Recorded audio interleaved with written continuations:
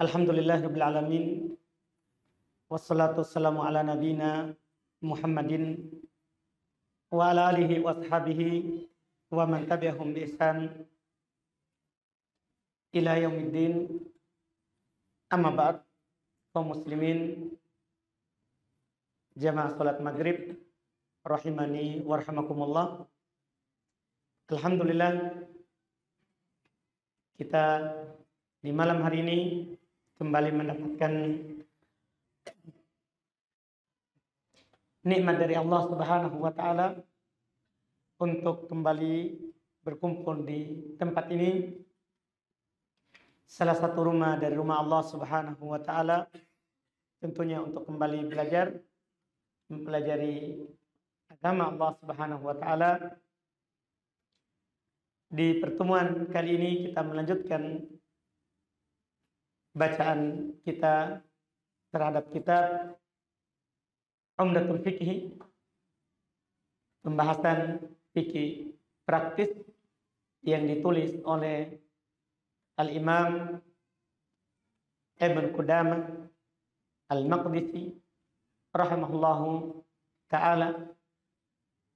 Kita di malam hari ini masuk di pembahasan sholat sunnah.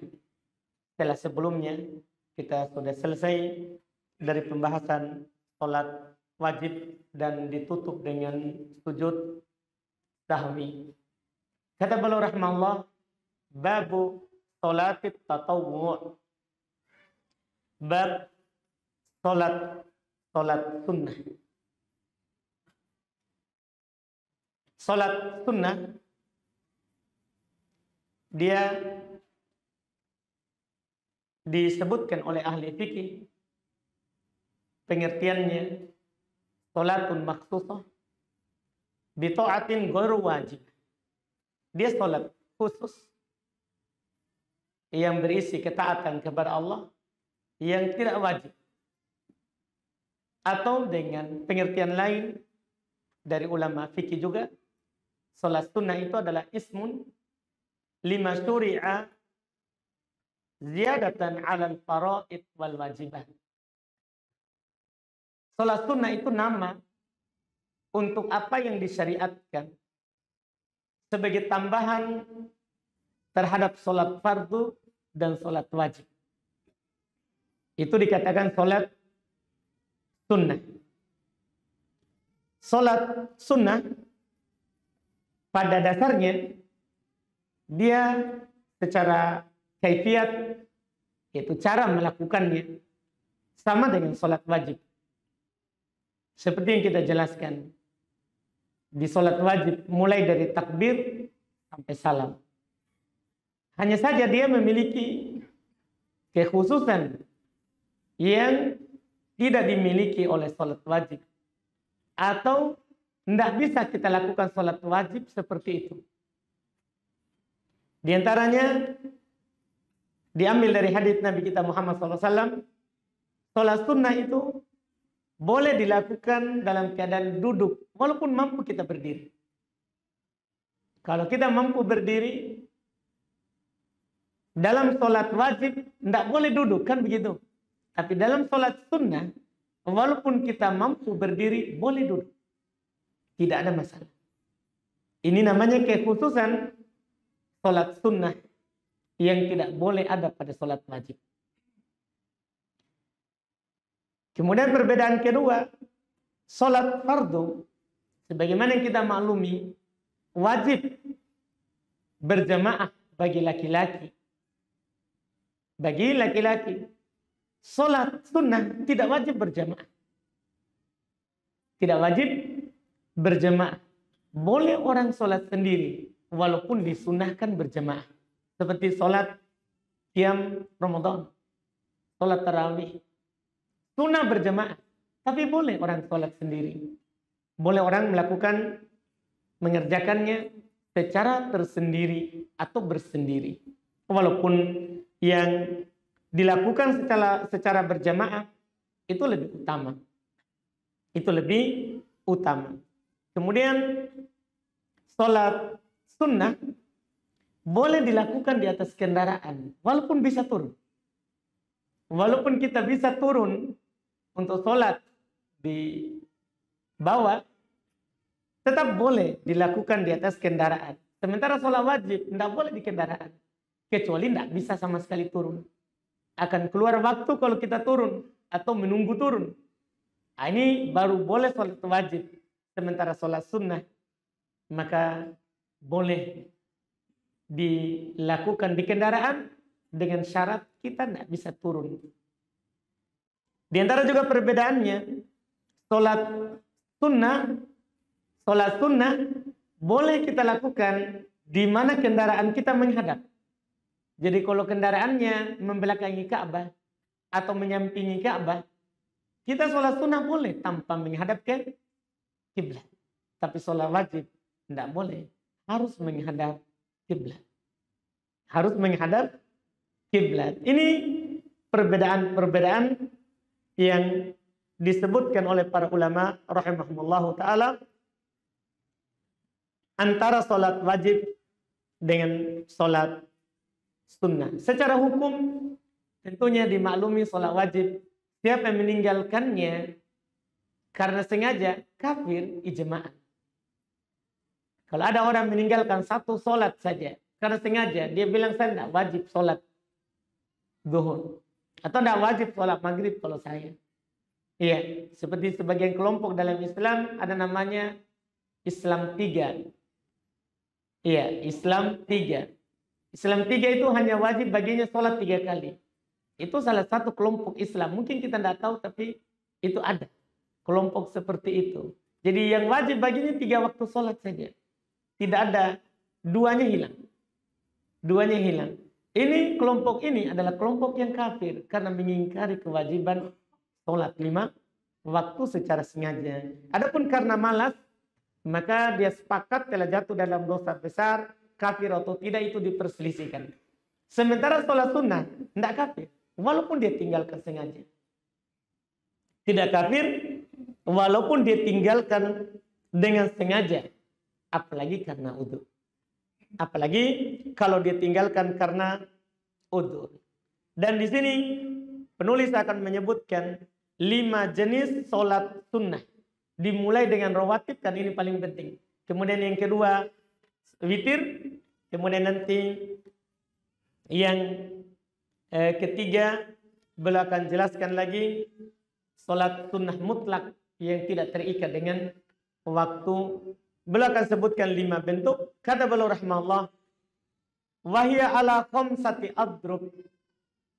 Sholat sunnah itu secara garis besar, secara umum terbagi menjadi 5 jenis. Ini yang beliau katakan. Apa yang pertama? Ahaduha. Yang pertama dari 5 itu as-sunanu ar-ratibah.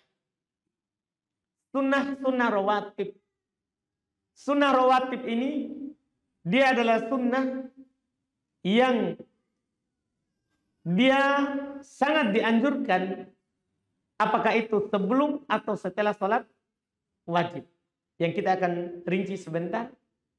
Karena Nabi SAW sudah menyebutkan sholat rawatib itu apa. Dan berapa jumlahnya. Berapa jumlahnya. Kata beliau, wahiyal lati qala Ibnu Umar. Dialah yang dikatakan oleh Abdullah Ibnu Umar. Anaknya Umar Ibnu Khattab. Ipar dari Nabi kita Muhammad SAW. Asyuru rakaat. Kalau Abdullah Ibnu Umar katakan 10 rakaat. Itu sholat rawatib itu 10 rakaat. Dia katakan hafidtuhunna min Rasulillah. Saya hafal itu dari Rasulullah. Jadi dia perhatikan sholat-sholat sunnah yang ditinggalkan oleh Nabi SAW. Saya hafal dari Rasulullah SAW. Rakaatan qabla duhur, 2 rakaat sebelum duhur. Wa rakaatan ba'daha, 2 rakaat setelah duhur. Wa rakaatan ba'dal maghrib, 2 rakaat setelah maghrib. Dan penulis menambah fi baiti, di dalam rumah dilakukan. Wa rakaatan ba'dal isya, 2 rakaat setelah isya fi baiti, sama sunnah di rumah. Wa rakaatan qabla al-fajr, 2 rakaat sebelum sholat subuh. Haddatsatni Hafsah.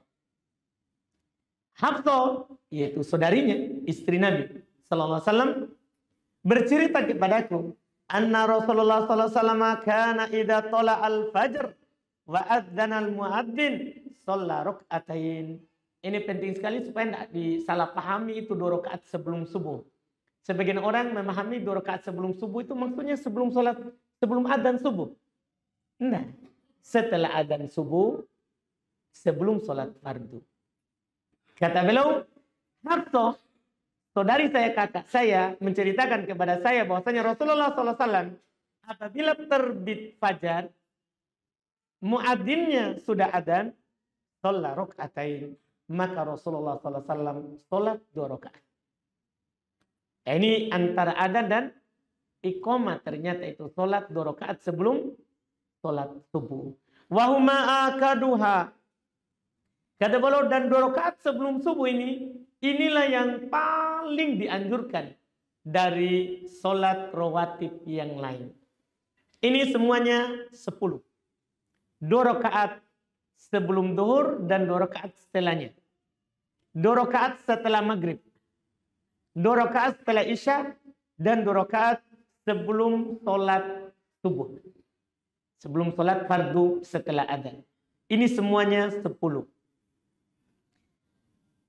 Dalam riwayat yang lain dari Aisyah, istri Nabi kita Muhammad SAW, di dalam riwayat Imam Al-Bukhari, ditambah 2 rakaat. Jadinya nanti kalau dijumlah dengan hadis Abdullah ibn Umar, jadinya nanti adalah 12.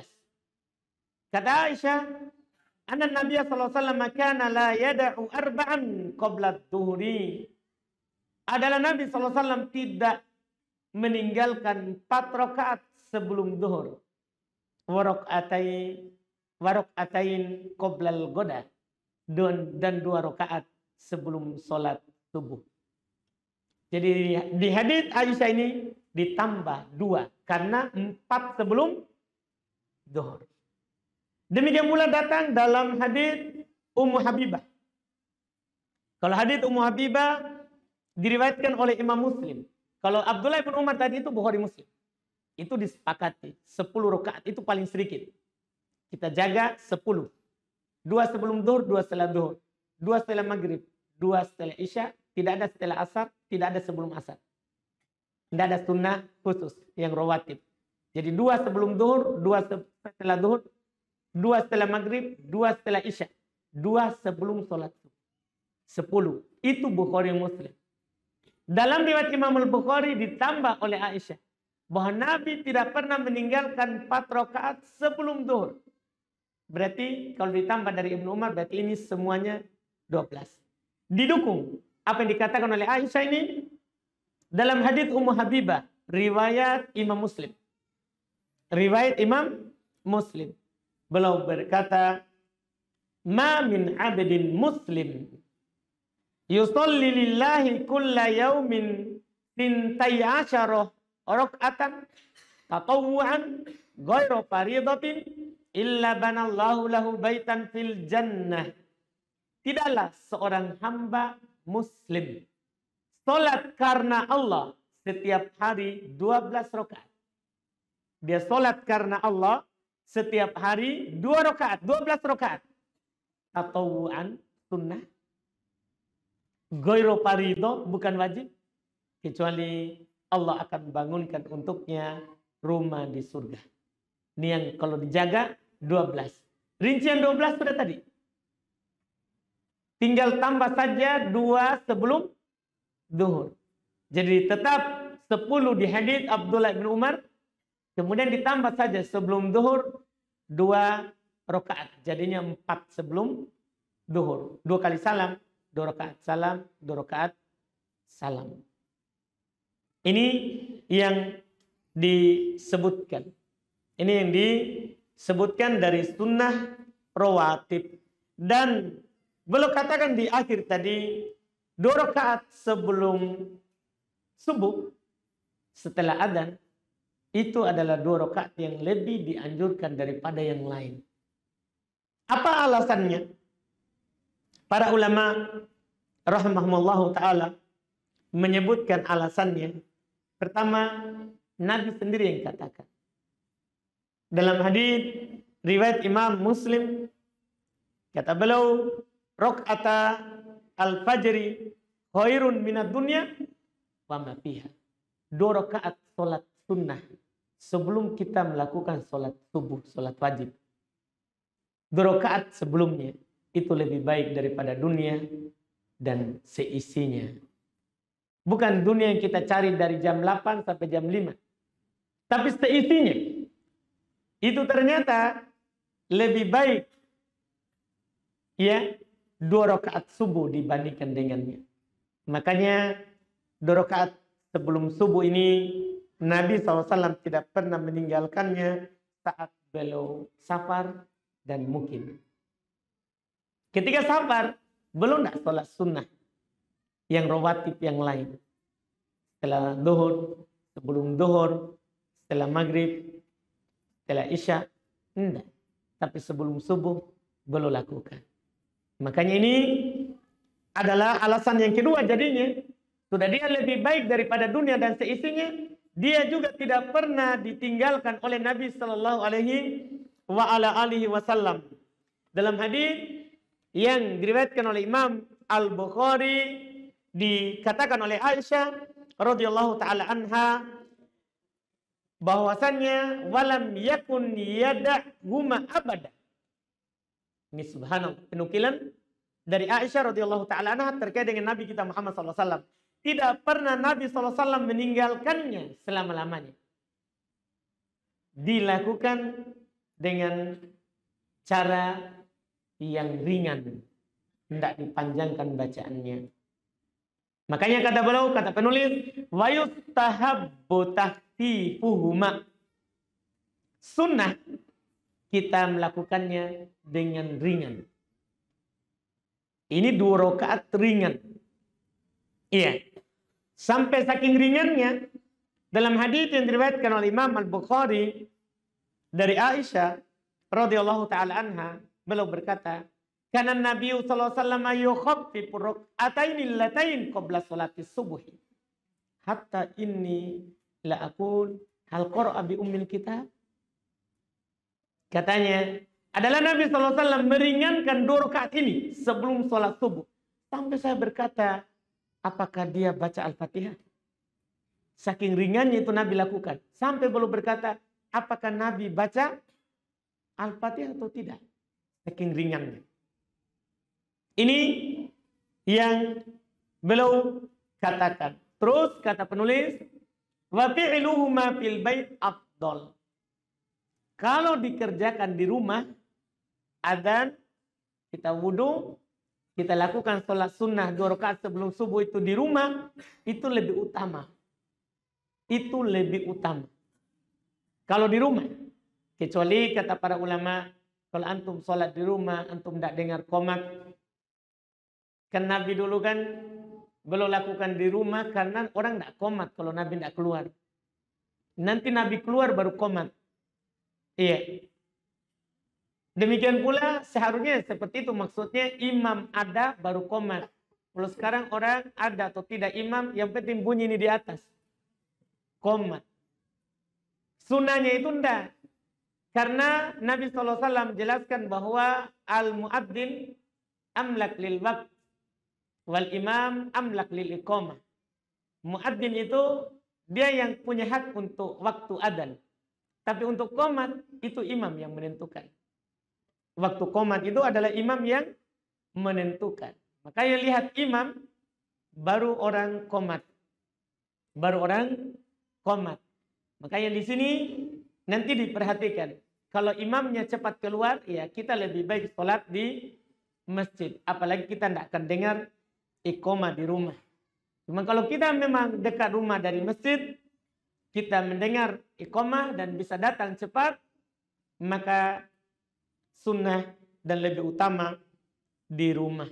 Lebih utama di rumah. Dan kata beliau, wa kadzalika raka'atal maghrib.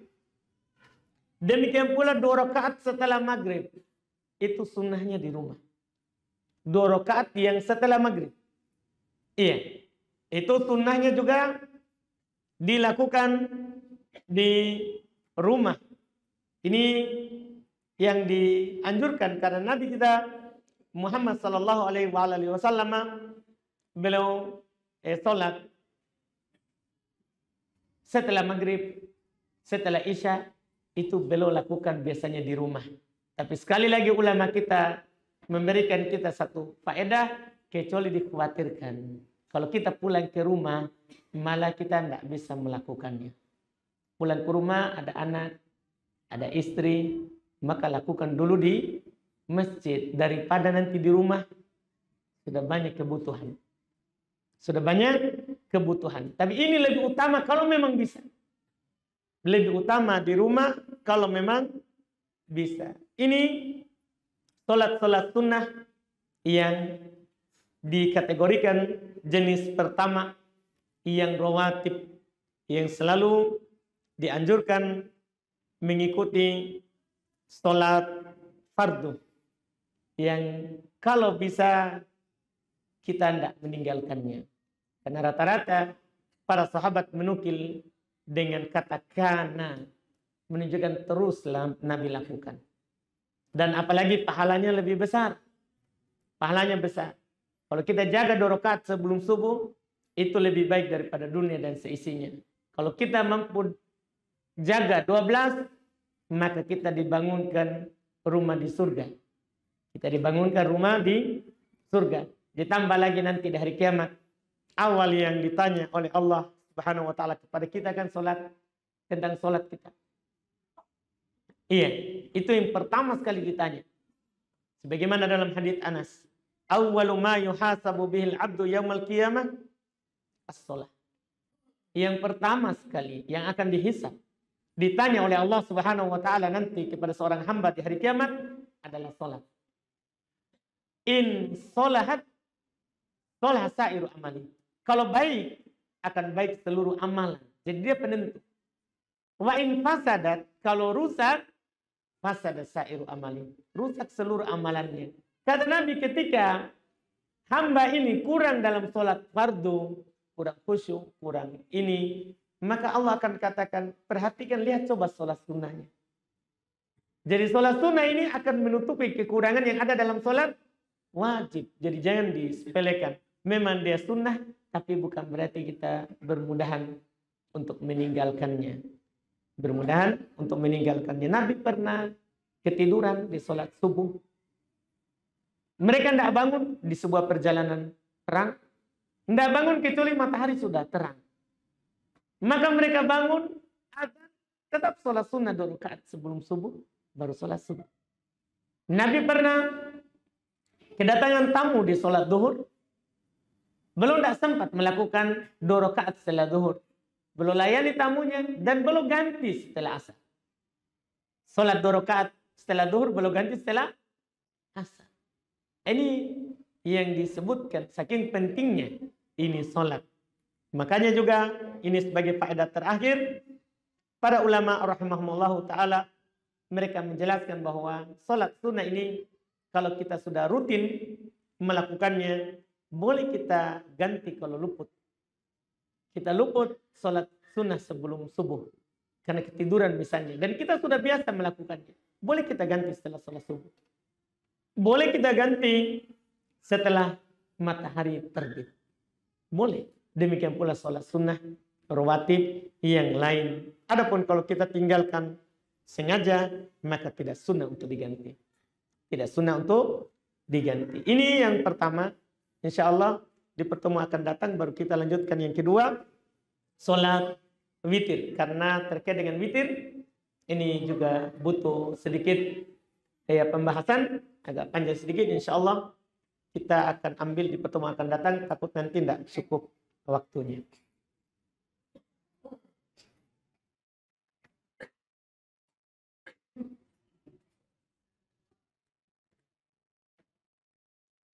Sini ada pertanyaan.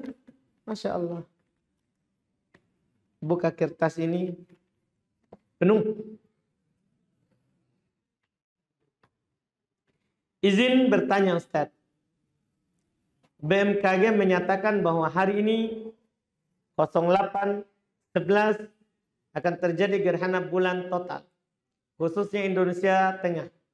Gerhana bulan dimulai pukul 18.16 waktu Indonesia Tengah. Dan terjadi selama kurang lebih 3 jam 41 menit.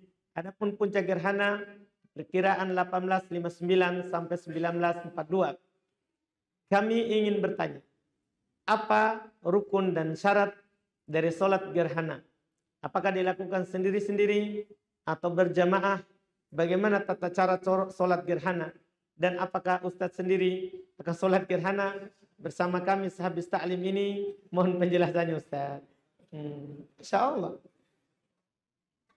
Kita ini kabar ya. Dan pada hakikatnya masalah gerhana tidak boleh diumumkan dulu sebelumnya. Makanya sekarang ini kita kurang rasa takut. Karena kita sudah tahu dulu akan gerhana. Gerhana itu tidak sunnah diumumkan sebelum terjadi. Nanti dilihat baru kita ada rasa takut di hati. Jangan sampai ini kiamat. Iya, karena gerhana itu kan adalah ayat. Sebagaimana yang disebut oleh Nabi. Gerhana bulan ataupun gerhana matahari. Itu adalah ayatan min ayatillah. Yukhawwifu bihima ibadah. Gerhana itu, matahari dan bulan, itu termasuk 2 tanda dari tanda kekuasaan Allah. Allah mempertakuti hambanya dengannya. Ini karena sudah diumumkan, tidak ada rasa takut. Kita malah bahagia, alhamdulillah ada gerhana. Iya, jadi sunnahnya sebenarnya gerhana tidak diumumkan. Kalau terjadi, kata Nabi, fabza'u ila sholah. Segera melakukan sholat. Segera melakukan sholat. Ini pertama terkait dengan gerhana. Iya. Kemudian syarat dari sholat gerhana. Sholat gerhana sama dengan sholat yang lain syaratnya. Menghadap kiblat. Ya, itu pertama. Wudu. Itu yang kedua. Yang ketiga, adanya gerhana. Dan dilihat oleh mata, bukan berita. Gerhananya kita lihat, bukan dengar berita. Oleh karena itu, kalau di daerah lain gerhana, daerah kita tidak, mendung misalnya, tidak sholat, tidak sunnah kita sholat. Jadi harus gerhananya kita lihat memang. Ada memang gerhana. Itu syarat dari disyariatkannya sholat gerhana. Apakah dilakukan sendiri-sendiri atau berjamaah? Boleh sendiri-sendiri, boleh berjamaah. Karena Nabi hanya mengatakan, fabza'u ila sholah. Segera kalian melakukan apa? Sholat. Boleh sendiri-sendiri dan boleh berjamaah. Bagaimana tata cara sholat gerhana? Sholat gerhana, dia adalah sholat 4 kali ruku, 4 kali sujud, 2 rakaat. Dia dilakukan 2 rakaat, tapi 4 kali rukunya, 4 kali sujudnya. Mungkin jemaah paham ini, maksudnya di rakaat pertama 2 kali ruku. Di rakaat kedua 2 kali ruku. Jadi imam takbir, makmum takbir, atau orang yang bersendiri takbir, Allahu Akbar. Kemudian dia baca iftitah, dia baca Al-Fatihah. Surat setelah Al-Fatihah, kemudian ruku. Kemudian setelah itu bangkit dari ruku. Lanjut lagi Al-Fatihah, surat setelah Al-Fatihah. Jadi tidak sujud. Setelah ruku pertama tidak sujud. Iya. Jadi dari ruku pertama langsung lanjut baca Al-Fatihah, kemudian surat setelah Al-Fatihah, kemudian setelah itu ruku. Setelah ruku bangkit dari ruku, kemudian sujud, 2 kali sujud. Iya, 2 kali sujud baru bangkit. Yang perlu diingatkan adalah lama rukunya, lama sujudnya itu sama dengan lama berdirinya. Itu dalam sholat gerhana. Jadi ketika kita misalnya ruku saat berdiri membaca surah Al-Baqarah 2 juz setengah, berarti rukunya begitu. Rukunya juga begitu. Itu sunahnya. Tapi ini sunahnya seperti itu. Jadi rukunya itu sama dengan lamanya berdirinya. Lamanya. Makanya sholat gerhana itu kan disunahkan sampai habis gerhananya. Misalnya ini perkiraannya sekian, 3 jam lebih. Ya segitu kita berdiri. Dengan 2 rakaat tadi. Dengan 2 rakaat tadi. Itu yang dilakukan. Rakaat kedua seperti rakaat pertama. Hanya saja lebih pendek daripada rakaat yang pertama. Lebih pendek daripada rakaat yang pertama. Ini dilakukan sama. 2 kali ruku, dengan bacaan tadi itu, dan 2 kali juga sujud, setelah itu tasyahud, salam. Jadi yang beda dengan sholat lain adalah rukuknya saja. Rukuknya saja yang berbeda. Bagaimana tata cara tadi sudah? Apakah Ustadz sendiri akan sholat gerhana? Ya kalau kita lihat. Nanti kalau lihat alhamdulillah sholat. Kalau tidak lihat tidak sholat. Seperti mendung sebentar. Masih kita mau pasangkan gerhana. Iya. Jadi ini sekali lagi gerhana itu bukan dengan berita. Gerhana itu dengan melihat. Karena Nabi memang bilang seperti itu. Fa'idha ra'aitumuha fafza'u ila sholat. Kalau kalian melihatnya, segera sholat. Segera sholat. Dan bukan hanya sholat yang disyariatkan. Boleh juga disebutkan di hadis itu. Watasaddaku, bersedekahlah. Iya. Takabbiru, bertakbirlah. Boleh juga bertakbir. Jadi bukan hanya syariat apa? Sholat di gerhana. Itu yang disebutkan. Wallahu a'lam.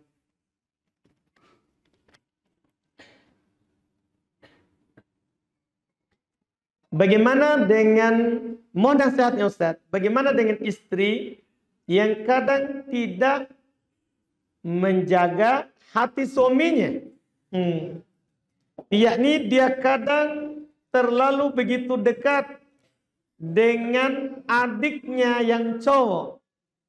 Kadang dia suka baring,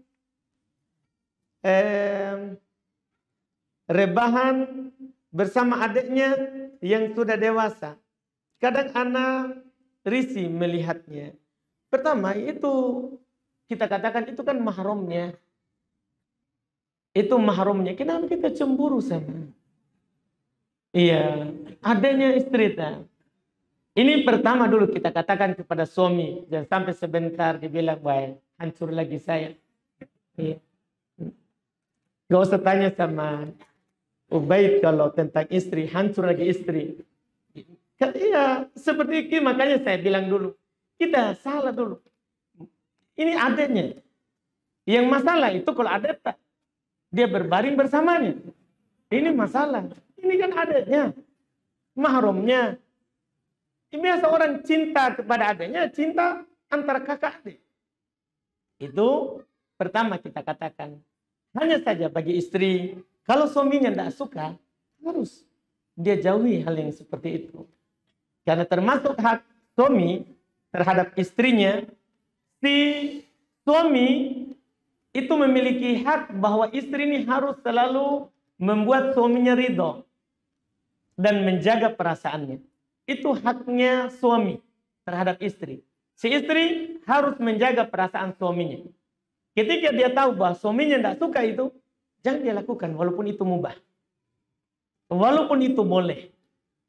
Walaupun itu boleh. Karena hak suami lebih tinggi, ya, bahkan lebih tinggi daripada orang tuanya istri. Sampai kata Nabi SAW, lau kuntu amiron imro'an ayyasjuda limri'in la amartul mar'ata antas juda li zawjiha. Seandainya saya dibolehkan untuk memerintahkan seorang sujud kepada orang lain, maka saya akan perintahkan istri untuk sujud di suaminya. Tapi kan nggak boleh. Bahkan kalau ada suaminya menginginkannya, Nabi SAW katakan wajib dia datang membuat ridho suaminya walaupun dia lagi di atas pelana kudanya. Sekarang misalnya lagi di motornya, suaminya telepon, segera kau pulang, mau kak? Harus. Nggak boleh dia tolak. Oh, tunggu dulu, ini lagi di motor. Nggak, wajib pulang. Wajib pulang. Itu Nabi bilang, bukan saya. Iya, itu Nabi yang katakan. Ini pentingnya menjaga apa? Perasaan suami, menjaga ridhonya suami. Ini yang perlu diperhatikan oleh istri. Kalau itu suami tidak suka, jangan dilakukan. Walaupun mubah. Walaupun mubah, wallahu a'lam.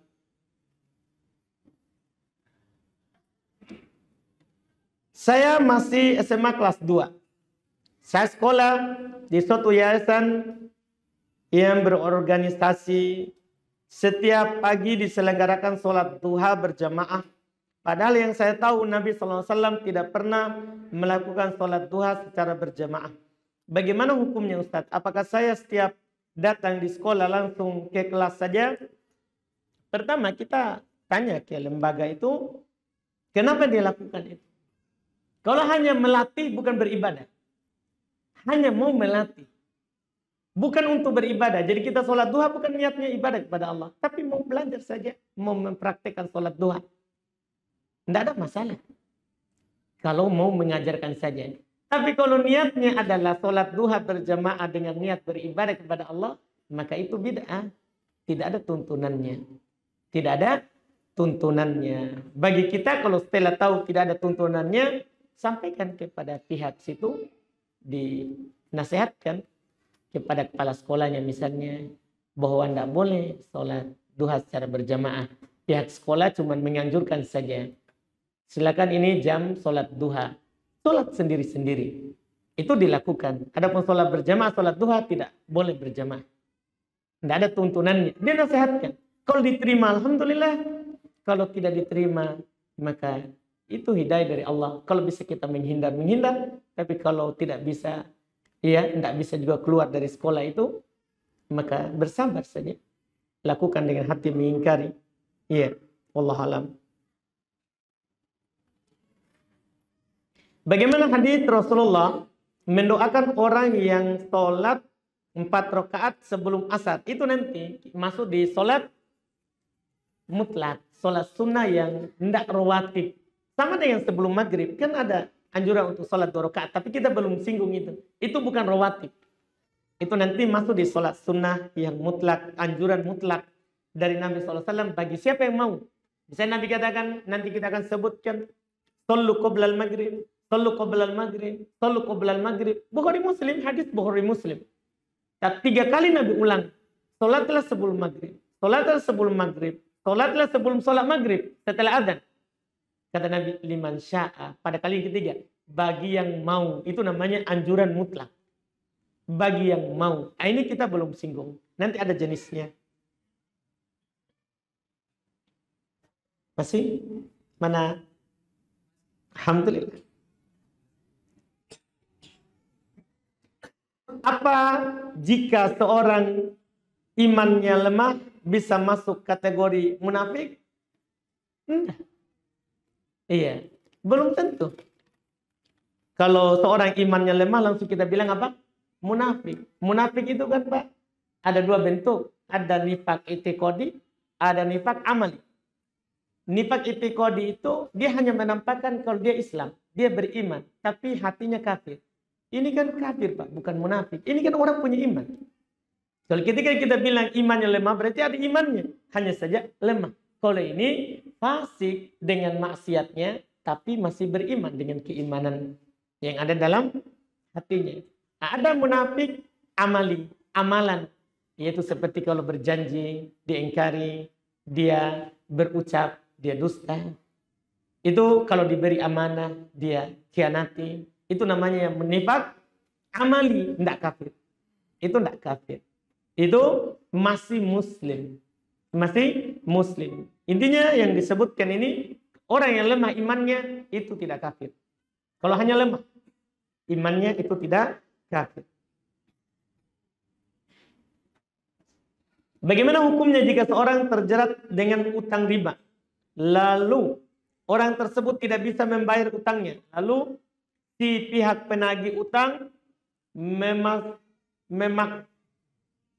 memasukkannya ke penjara. Kalau di penjara berarti utangnya lunas. Lalu bagaimana hukumnya dengan utang piutang dalam agama kita? Apakah utang tersebut dianggap lunas juga? Ya kalau orang itu anggap lunas dengan kita penjara, lunas. Iya, kan hak manusia. Bukan kita tidak bertanya tentang agama, hak Allah. Kalau hak manusia, ketika orangnya sudah putihkan, sudah lunas. Dalam agama. Dalam agama. Kalau dia tidak putihkan, tidak lunas. Itu tetap menjadi utang. Jadi tergantung orangnya. Apa kita kalau di penjara langsung memang dihapuskan? Maka terhapus. Iya, kalau tetap di penjara tapi dia tidak hapus, maka tidak terhapus. Tergantung yang memberikan utang itu. Jika selesai mandi dan ambil air wudhu, dan ngelap kemaluan. Apakah wudhunya batal?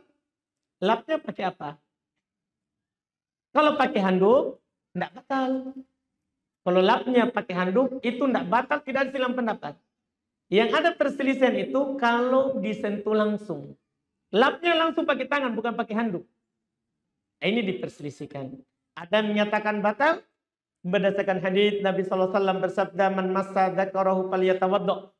Siapa yang mengusap, memegang, menyentuh kelaminnya, maka hendaklah dia berwudu. Ini menunjukkan kata mereka berarti menyentuh kelamin membatalkan wudu. Pendapat yang kedua tidak membatalkan wudu. Dia tidak membatalkan wudu. Karena Nabi SAW pernah ditanya, bagaimana kalau ada seorang menyentuh kelaminnya? A'alayil wudu? Apakah wajib dia wudu? Kata Nabi, la, tidak. Innamahiyya bad'atun minka. Itu kan hanya anggota badanmu. Artinya kalau hanya anggota badan, ya sama dengan anggota badan yang lain. Tidak membatalkan wudu. Ini dua hadis yang mereka pakai dan dua pendapat yang ada karena memang hadisnya berbeda. Dan sama-sama sahih. Makanya dalam hal ini mereka berselisih pendapat. Dan yang benarnya dikompromikan. Dikompromikan. Hadis pertama mengatakan wudu. Hadis kedua mengatakan tidak, itu hanya anggota badan. Artinya hadis pertama mengatakan wudu sunnah. Bukan karena batal. Tapi sunnah. Hadis kedua mengatakan tidak perlu wudu. Karena kan sunnah. Kalau dia tidak wudu tidak ada masalah. Kecuali kalau dia sentuh keluar cairan sedikit. Saat dia sentuh dengan syahwat, kata sebagian para ulama. Dia sentuh dengan syahwat. Sehingga keluar mati. Karena ada syahwat. Ini batal. Bukan karena menyentuh. Tapi karena apa? Ada yang keluar. Ada yang keluar. Itu yang paling bagus dari uraian para ulama kita tentang hal tersebut. Ini pertanyaan terakhir. Apakah sholat sah apabila yang jadi makmum bukan mahram? Sholat cuma berdua di musola kantor. Yang mahramnya sudah berkeluarga. Mohon petunjuknya Ustaz. Jadi ada seorang laki-laki gitu ya. Sholat mengimami seorang perempuan yang bukan mahramnya. Apakah sholatnya sah? Iya, itu pertanyaan tadi. Apakah sholatnya sah cuma berdua? Ini sah sholatnya. Iya, sah sholatnya. Karena ada persyaratan bahwa imam itu harus mahram. Tidak ada syarat dalam sholat bahwa imam itu harus mahram. Sholatnya sah. Sholatnya sah. Kita tidak berbicara kalau dia berduaan lagi. Tidak berbicara tentang itu. Kita cuma ditanya sholatnya sah atau tidak. Sah sholatnya. Imamnya walaupun bukan mahramnya. Sah sholatnya itu wallahualam. Kita cukupkan pas. Alhamdulillah. Ini alhamdulillah. Tidak perlu saya tanya lagi apa masih ada. Karena sudah cukup. Semoga bermanfaat. Insya Allah kita lanjut lagi nanti di pertemuan yang akan datang. Melanjutkan pembahasan sholat sunnah. Subhanaka hamdik. Asyhadu an la ilaha illa anta astaghfiruka wa atubu ilaik. Assalamualaikum warahmatullahi wabarakatuh.